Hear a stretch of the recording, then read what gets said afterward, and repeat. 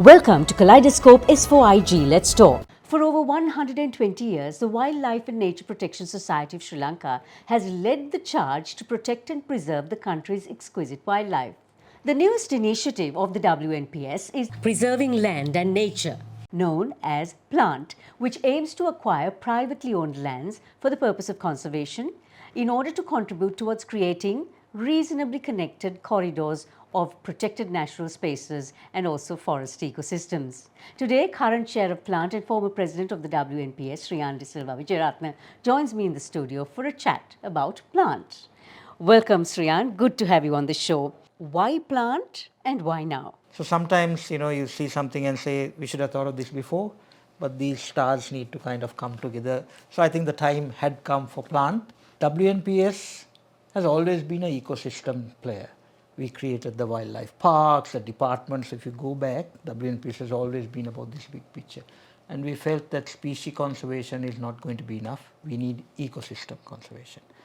But the second and more important part is that the role for private sector. If we need and want to conserve what we have, I'm afraid state sector alone cannot do this. Other countries, this is a tried and tested model.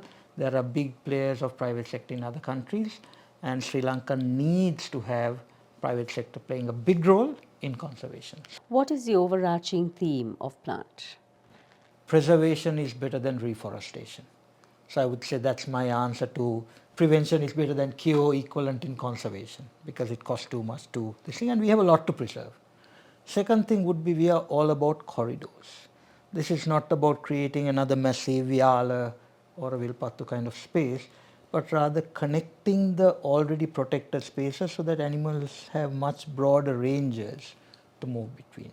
And to that extent, we've picked the emerald trails on the southwest part of Sri Lanka, which is where the highest 90% of the endemics in the country live in that part, and most of you and me and the population and the development is also there, which is why corridors become critical. Third area is we see ourselves as a facilitator with partners. Now, PLANT is about acquiring privately owned land. Obviously, there are going to be challenges. What are they? The first one which comes to my mind is the archaic laws we have in the country.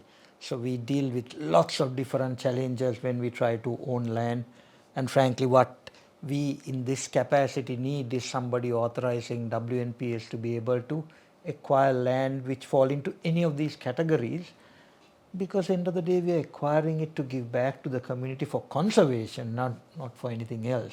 So that's one big one. Fragmentation is a huge one, because going back to our history, all the lands got fragmented for different reasons. As a result, there are no big land parcels in the country, and especially international donors look for bigger land blocks. So combine all of that, and I would kind of venture out to say that then you have this underlying political theme which comes into these equations quite often. It just seems to weave its way into every topic. So a combination of all of these makes it a tough challenge. So, PLANT was launched in 2020. How successful has it been thus far? So our coverage is over 2,500 acres, and that in little over 2 years is way more than what we thought we could reach by this point in time. So we are quite proud about that. We also got a good partner network going. We have big local partners. The biggest land contribution came from the Haley's group. We've had places like Wharton Business School, University of Pennsylvania coming and helping us build our website. Companies like MS, we just signed up with Sparsilon earlier this week to fund some reforestation work. Then we have the international partners like Rainforest Trust and the Quick Response Fund for Nature, giants in their own field of conserving worldwide, who come and funded us. So we've got a good coalition of partners. We need more people. We are running fast, very fast, and since we are largely a volunteer-based setup so far, we need no hands on deck.